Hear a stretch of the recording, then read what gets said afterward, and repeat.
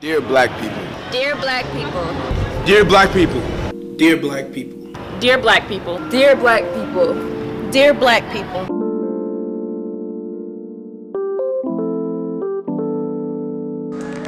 Hello, I am Tia Warren. I am from Dallas, Texas, and I recently graduated in December from UNC Charlotte with a French degree.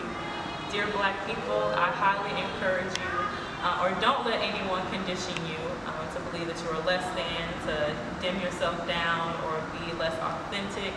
You're perfect just the way you are, and people just have to rise up to the occasion when we show up and we show out. So Tia, I do appreciate that open letter to the black community. You said something about deconditioning yourself to not believe what people told you to believe. Could you elaborate on that more? Yeah, definitely. I think that we have been conditioned, especially as black people, that we have to tone ourselves down. If we enter in a room, we want to make sure that we're not too loud, essentially hiding our blackness from the world, when really we shouldn't have to do that. I think that we owe it to ourselves to be as authentic as we need to be, to tell the stories that we're meant to tell, and to just show up and not let anyone make us feel insecure about that, or give less than we want to give because we're afraid of how people might perceive us. Perfect that you said that as a segue to the first question I have to ask you. We are in the Art Weekend Center. This is an art museum for African Americans. In particular, how do you feel that art and this perception on black people affects us in society? I think there's a misconception that art is very old and white, when really that's not the case. Black people, specifically black Americans, have been expressing themselves through art for years. And I think that in older times, I think there were a lot of misrepresentations of black people, falling into stereotypes and caricatures of black people. But I think we've now moved on to where black people are being accurately represented. And we are not just considered black artists, but we're considered fine artists. And so we don't have to be put into this box. We can be as big as a Picasso, or as big as a Salvador Dali, or as big as essentially the white artists that we learn so much about. My name is Alexis J. Taylor. I'm the Collections and Exhibitions Manager for the Harvey B. Gantt Center for African American Arts plus Culture here in Charlotte, North Carolina. I'm also from Charlotte, North Carolina. I went to high school here, West Meck and Advanced High School, and Charlotte means so much to me. And I want to say this, that dear black people, that you are strong, you are important, everything that you do matters. Your history is American history, no matter what people say, and that you have the strength and endurance to really disembark on the long journey that was in our past and the long journey that we have in our future. Never forget that.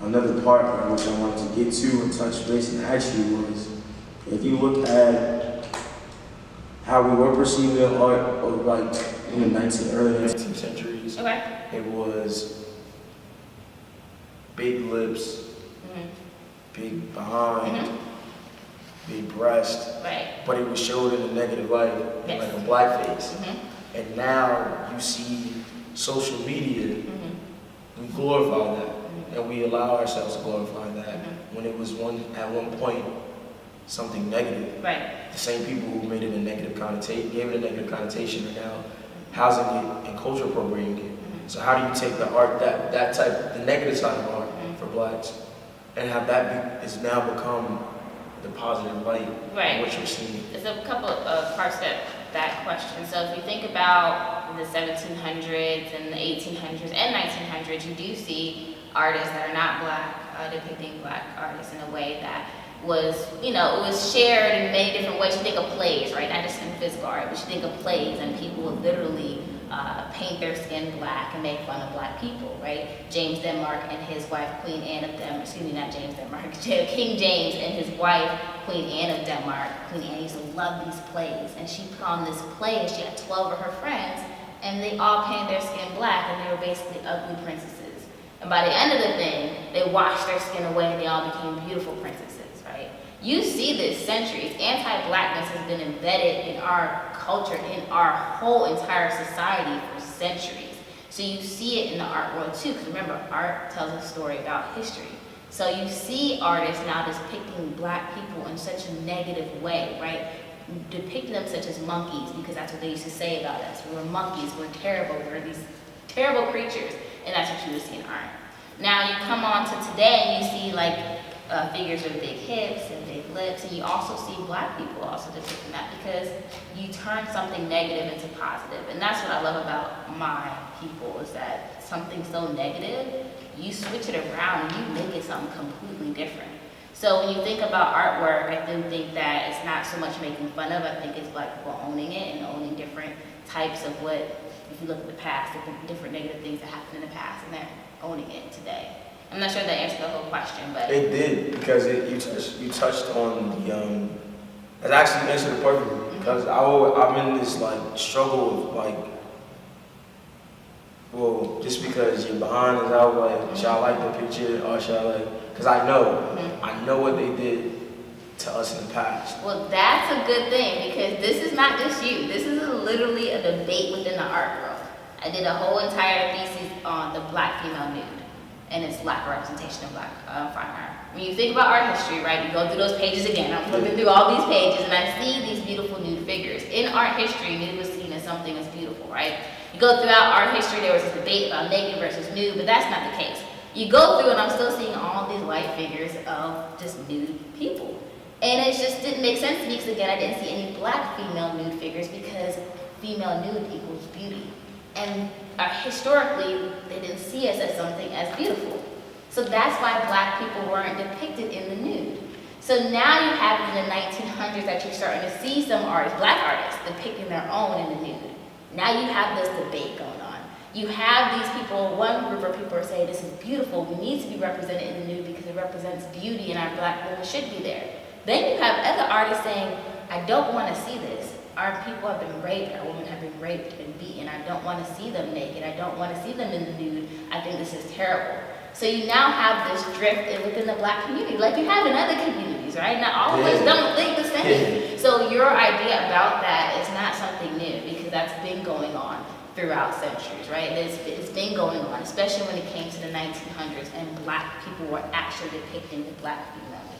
And then you come into the 1960s and 70s with the Black is Beautiful movement too. So you have all these different elements coming into there.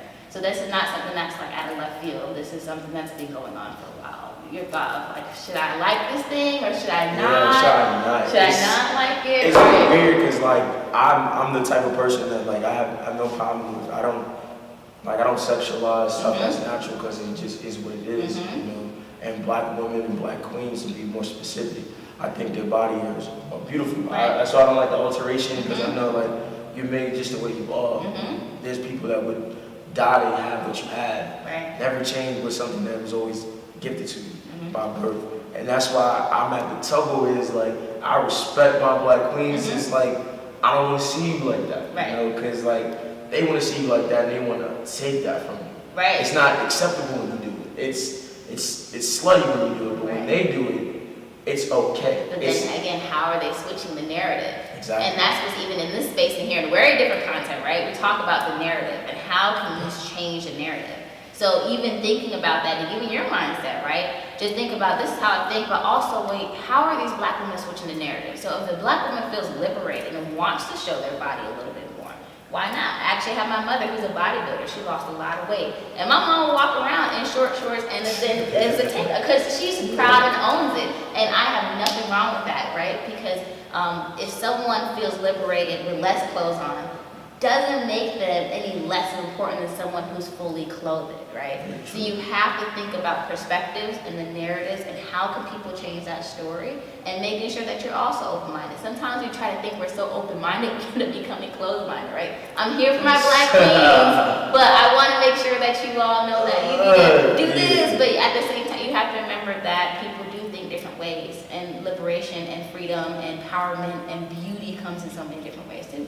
I guess that's a good point. You just maybe like, cause like I said, like I'm not like opposed to it, but it's like hard to just be like, it's like it's just a tumble, and it's just like I don't care because, but I know I have take on the like I know what other people would think, and that's really my problem with it. It's like I have no problem with you do you sis, like you got it, it's beautiful. You you have it, so flaunt it. You know, if you want to, have no problem with that. I'm all for feminism empowerment, and it's just that thing in the back of my head. It's like I know what people, how they're going to take this. I know, and it's more so of I worry about you more than my opinion. Like my opinion doesn't matter, but like I don't want you to be body shamed by people because they don't think that's acceptable.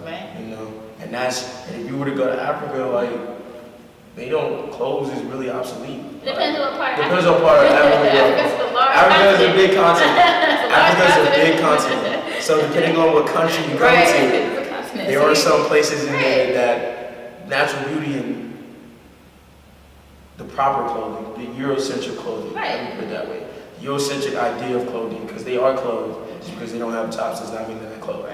So the Eurocentric idea of clothing is obsolete, and that's just their natural form. But we don't really talk about things like that, and we take on the Eurocentric idea of that. And that's just my talk with it. It's like I love you girls, so I want y'all to be empowered. You can see this is a careless young lady taking a picture. You know, you can visually see what it is. It's a little bit, I don't want to say easier, but it is a little bit easier to interpret, a little bit easier to digest. When it comes to abstraction, it's a little bit harder for a lot of people, especially when you get past that certain age and you lose that childlike mentality. Once you end up losing your visual creativity skills and visual literacy skills. Now, if I ask a 5 and 6 year old to tell me what an abstract piece is, they can give me a whole story because they're not worried about trying to find the right or wrong answer. They're just telling exactly what they feel. And so for me, and my job at the Gantt Center is one to tell people about the art history culture of African Americans, right? And those of African descent through the artwork. But it's also to make sure people leave here realizing Black art doesn't come in just one style.